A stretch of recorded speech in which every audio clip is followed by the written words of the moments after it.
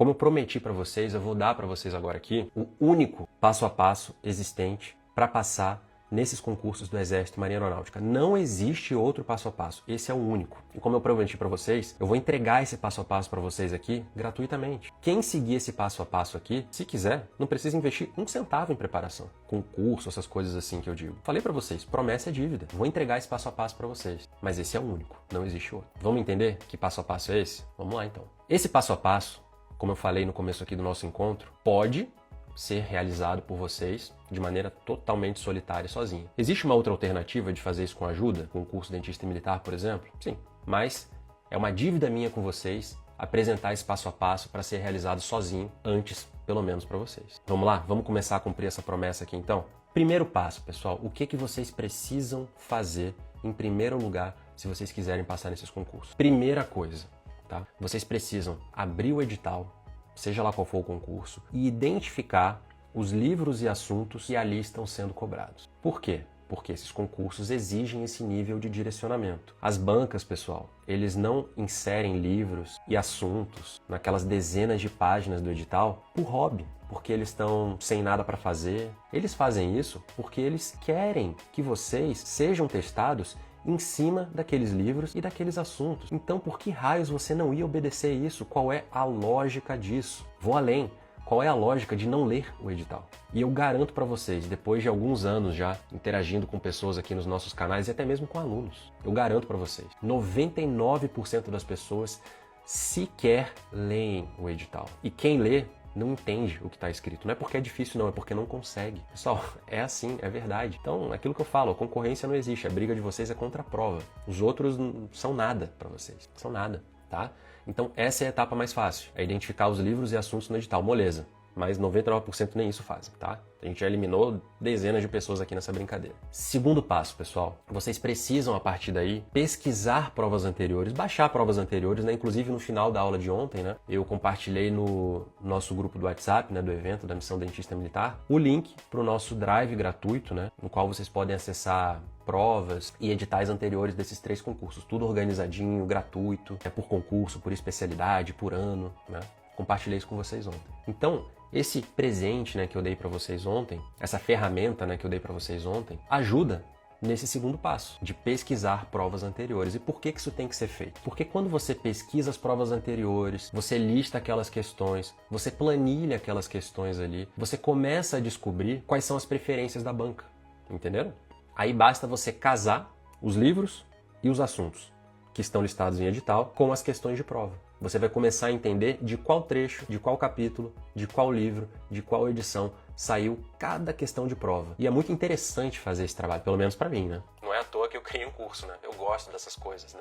Quem estuda para concurso normalmente não gosta muito, né? É um trabalho chato, que inclusive rouba tempo de estudo, né, de vocês. Eu acho legal. Você começa a ver os padrões da banca. E elas têm seus padrões, elas gostam de alguns assuntos e elas têm repulsa por outros nem aparecem. Então, quando a gente vai analisar, lembra que eu falei na aula de ontem que a Marinha lista livros e assuntos em edital, que a Marinha, além disso, lista o autor no enunciado da questão. Então, assim, a Marinha facilita muito a vida da pessoa, né, que está fazendo esse trabalho de organização. Né? Porque, como eu falei, lista livro e assunto no edital e ainda lista o autor no enunciado da questão. Então, assim, fica mais fácil. Dá trabalho ainda? Pra caramba. Mas é mais fácil, né? O direcionamento está ali. O Exército faz um pouco menos, porque eles listam livros no edital, listam assuntos no edital, mas no enunciado da questão eles não listam o autor, não listam a referência. Então você tem um trabalho a mais. O que você tem que fazer nesse caso? Você tem que identificar aquelas questões e tentar achar de qual livro daqueles listados em edital, não é o que você tem em casa, não é o que você gosta, tá? Não é o que você gosta de estudar, é o que está listado em edital, aquela edição, aqueles 3, 4, 5, 6, 7 livros, a depender do edital, né? Da sua especialidade e ver de qual daqueles 7 livros ali veio aquela questão. Aí é um trabalho mais demorado, né? Esse é o passo a passo, mas é um trabalho um pouco mais demorado. E a aeronáutica dificulta ainda mais a vida dos candidatos. Por quê? Porque a aeronáutica só lista os assuntos em edital. Ela não lista livro. E aí, se você não sabe o que é que a banca da aeronáutica costuma cobrar, que livros são os preferidos, aí vai ser difícil. Porque você tem que ir literalmente em todas as bíblias daquela especialidade ali. Dependendo da especialidade, tem várias bíblias, né? Por exemplo, dentística tem Torres, Lund, Conceição, Baratieri. Cada um desses autores tem, sei lá, 3, 4 livros, né? Mondelli. Só para citar alguns aqui. Você tem que ir em todos esses livros e tentar descobrir de onde que veio cada questão. E é É assim, é religioso isso. Dito e feito. Cada questão vem exatamente de um trecho muito específico, de um capítulo muito específico, de um livro muito específico. Aqui na aeronáutica é mais difícil. Mas, como eu falei para vocês, esse é o passo a passo. Tem que seguir. Se não seguir, vai ser perda de tempo estudar. Estão conseguindo entender? Estão conseguindo me acompanhar? Terceiro passo, então, que se mistura, na verdade, né, com o segundo, né? Eles estão interligados, né? Não necessariamente um vem depois do outro, eles acontecem mais ou menos ali ao mesmo tempo. Você tem que conseguir os livros. Tem que conseguir os livros. E como é que se consegue livro? Existem algumas maneiras, né? Você pode comprar o livro físico. O problema de comprar o livro físico é que eles custam dinheiro. Eles não são baratos, eles não custam R$20, eles custam R$500, R$600. Essa é a média desses livros. Né? E se você for ver o edital da Marinha, você vai ver que tem, sei lá, 30 livros listados ali. Então, assim, nessa brincadeira, eu lembro que quando eu estudei para o concurso do Exército, por exemplo, não tinha curso naquela época, não tinha nada, eu tive que fazer tudo sozinho. Eu gastei fácil, meu primeiro salário só com livro, R$9.000 por aí. Fácil, fácil, fácil. E um problema que eu enfrentei naquela época, isso lá em 2013, né? Vai tempo aí, né? Mas que não mudou muito, né? A gente mora no Brasil, né? As coisas não evoluem tanto aqui ao longo do tempo, né? Quantos livros atrasaram pelo correio? Já levei calote também. E mesmo quando eles chegavam, né, eu tinha que esperar virar a fatura do meu cartão, por exemplo, para poder comprar um próximo livro. Então isso atrasava os meus estudos. Não era só o correio que atrasava a minha vida. Era a minha própria limitação orçamentária que dificultava eu comprar o próximo livro. Então, enquanto eu não podia esperar ali virar o cartão, né, para comprar um próximo livro, eu ficava preso naqueles livros que eu tinha conseguido comprar antes. Então existe essa barreira, né, de comprar livros físicos, né? Se você está nadando em dinheiro, beleza, maravilha, compra todos os livros de uma vez. Mas essa não é a realidade das pessoas que fazem esses concursos. As pessoas fazem esses concursos, na verdade, porque elas querem ganhar dinheiro. Então tem essa dificuldade. Agora, existem outras possibilidades hoje em dia que, por exemplo, não existiam na minha época. Isso aqui é muito bom, né? Existem, por exemplo, plataformas de assinatura de livros. A grande verdade é que tá cheio de PDF aí na internet também.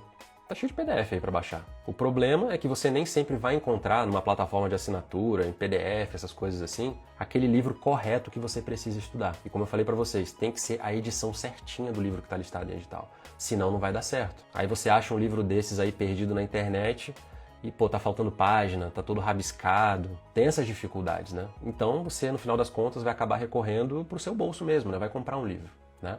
E há um outro problema, né? Às vezes, mesmo que você tenha dinheiro para comprar livro e tal, há alguns livros, pessoal, que não são vendidos mais. Vocês podem achar um absurdo a banca cobrar livros que não vendem mais em edital, mas acontece. Então não adianta a gente reclamar da banca, né? São as regras do jogo, a gente tem que jogar conforme as regras que a banca apresenta pra gente. E eles trazem livros volta e meia que não são mais vendidos. Então é uma dificuldade a mais. Mas, como eu falei para vocês, esse é o passo a passo. Próximo passo, quarto passo. Vocês precisam, depois de fazer todo esse estudo, descobrir, né, quais são as preferências da banca e tal, vocês precisam ir além. Vocês precisam descobrir, dentro daquele capítulo que você sabe que a banca gosta de cobrar e tal, o que mais pode cair dentro dele. Porque, como eu falei para vocês, uma questão de prova, ela vai abordar o quê? Um parágrafo? 2 parágrafos? Uma questão não pode ir além disso, né? Como é que uma questão vai abordar um capítulo inteiro? Não existe isso. Então, se você viu, por exemplo, né, que a banca cobrou 3 questões de um capítulo ali, nas últimas 3 provas daquela determinada especialidade, daquele determinado concurso, tá na cara que no futuro vai cair mais questão daquele capítulo. Essas são as regras do jogo. Agora, como descobrir o que mais pode cair dentro daquele capítulo? Isso exige, pessoal, conhecimento da banca, isso exige experiência, exige manha, quase. E isso não vem do dia para a noite, isso demora meses, às vezes anos para vocês conhecerem profundamente a banca, para você bater o olho, sabe, numa tabela, num determinado tópico de determinado capítulo e falar assim, isso aqui tem cara de questão. Quem aqui consegue fazer isso hoje? Sinceramente, quem aqui consegue fazer isso hoje? Bater o olho em determinado livro, ó, aqui, ó, isso aqui, ó. Isso aqui tem cara de questão. Você apostaria a sua vida nessa afirmação? Eu duvido, porque isso demora, volto a dizer, isso não é feito, isso não é conquistado do dia para a noite. Então, no começo, né, principalmente, talvez durante um bom tempo, vocês deixem de estudar o que vai cair na prova. Essa é que é a verdade, mesmo que vocês tenham feito todo esse estudo. Vão acabar também apostando errado, estudando determinado assunto daquele capítulo, né, determinado tópico ali, que na verdade não vai cair, nunca. Como eu falei para vocês, esse é o passo a passo, é isso que tem que ser feito, essa é a jornada, estou cumprindo a minha promessa. Para terminar de cumprir essa promessa aqui para vocês, só falta uma coisa, se organizar para estudar agora. Ou vamos dizer assim, finalizar essa organização, né, para começar a estudar. Falta a gente montar um cronograma. E para a gente montar esse cronograma, pessoal, a gente precisa se basear em 2 pilares aqui, tá? Primeiro deles, vocês têm que entender em qual fase da preparação de vocês em relação aos editais vocês estão. É o período pré-edital? É o período pós-edital? O estudo vai mudar em relação a esses períodos. Outra coisa que vocês precisam avaliar também, né, o segundo ponto, é o peso de cada sessão de prova. Porque aquela sessão de prova que é mais pesada no cálculo final da nota do concurso precisa ser priorizada. Eu vejo muito guru, né, por aí falando um bando de besteira, né, orientando mal as pessoas, falando coisas do tipo, você tem que começar pela sessão de prova que você acha mais difícil. Outros dizem o contrário. Você tem que começar pela sessão de prova, pelos assuntos que você acha mais fácil. E aí eles argumentam, né, citam vários argumentos absurdos, né, para essas afirmações que eles fazem. Só que eles esquecem de um pequeno detalhe. O concurso não liga para a preferência de ninguém. O concurso não liga para você, ninguém liga. Porque você gosta, porque você não gosta, porque você acha difícil, porque você acha fácil, ninguém liga. A banca muito menos. Então você tem que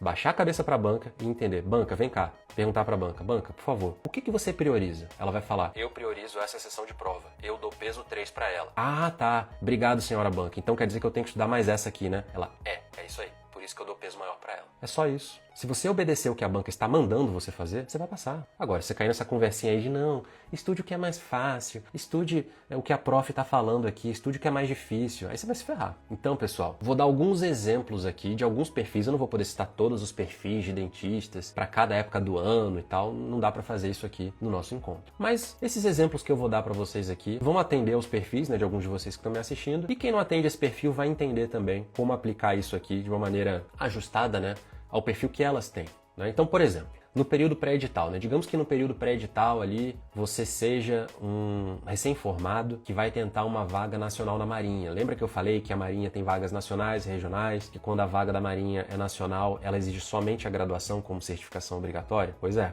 O que isso significa para um recém-formado? Vamos parar para pensar junto comigo aqui? Vocês já conseguem fazer essa análise a essa altura do campeonato. Isso significa que um recém-formado para uma vaga nacional na Marinha, no período pré-edital, só pode estudar odontologia geral. Dentre aquelas sessões de prova, né, de especialidade, redação odonto geral, nesse momento só vale a pena ele estudar odonto geral. Por quê? Alguém sabe? Me digam aí nos comentários por quê. Por que ele não pode estudar nenhuma outra sessão de prova e ele só pode estudar odonto geral nesse momento? Alguém sabe? Alguém arrisca? Porque ele não sabe que especialidade vai abrir no concurso. Se ele é recém-formado, não tem especialidade ainda, ele pode tentar qualquer vaga que vai abrir. Uma vaga de dentística, uma vaga de prótese, uma vaga de endo, qualquer uma. Então, se ele não sabe que vaga vai abrir, como que ele vai estudar para a parte específica? Ele vai perder tempo. Imagina que essa pessoa ela tem uma afinidade por dentística e prótese, né? Vamos falar aqui de duas especialidades aqui que são muito próximas, né? Se complementam, né? São muito próximas uma da outra, né? E aí, essa pessoa quer tentar dentística na Marinha, só que ela não sabe ainda se essa vaga vai abrir. E aí, ela não ouve o que eu tô falando aqui, ela resolve ser teimosa e ela começa a estudar priorizando a parte específica, a parte de dentística. Porque o guru falou pra ela que ela tem que estudar o que ela tem mais afinidade primeiro, né? E aí ela estuda dentística, passa 6 meses estudando dentística. E aí, o que acontece quando abre o edital? Não abre pra dentística, mas abre vaga para prótese. O que é melhor acontecer nessa época aí, de liberação do edital? Não teria sido melhor ela ter passado 6 meses estudando odonto geral e matando metade da prova? E a partir do momento que o edital fosse liberado e ela visse que vaga tivesse aberto ali, aí sim ela focaria na parte específica para conseguir estudar tudo que era necessário durante toda essa jornada dela? A pessoa que não segue essa estratégia com esse perfil, ela tá ferrada. Ela não vai passar. Não adianta. Jogou 6 meses de estudo no lixo, porque seguiu um conselho errado. Percebem?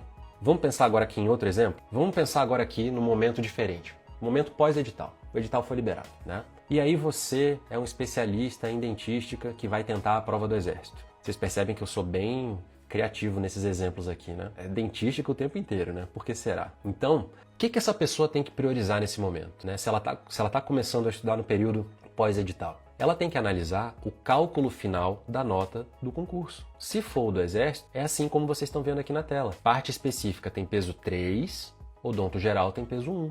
Qual dessas sessões de prova vocês acham que vocês têm que priorizar? São as questões que têm peso 3 ou as questões que têm peso 1? Não precisa ser nenhum gênio para adivinhar isso aqui. Aí não, aí chega o guru e fala assim, você tem que estudar o que é mais difícil. Ah, tá bom, guru, eu vou estudar odonto geral então. Mas as questões têm peso 1. Falando de Exército, inclusive, são 20 questões de odonto geral. A específica tem 30 questões. Então, assim, você vai focar nas questões que são menos numerosas, que vão pontuar menos, então, né, pra você, e vão pontuar menos também porque elas têm peso 1. Qual é a lógica disso? Percebem como não é difícil ir bem nessas provas? Como não é difícil se planejar? Como não é difícil superar os outros? Ainda mais quando os outros ouvem conselhos assim. Baita amigo, hein? Amigo da onça, né? Só se for.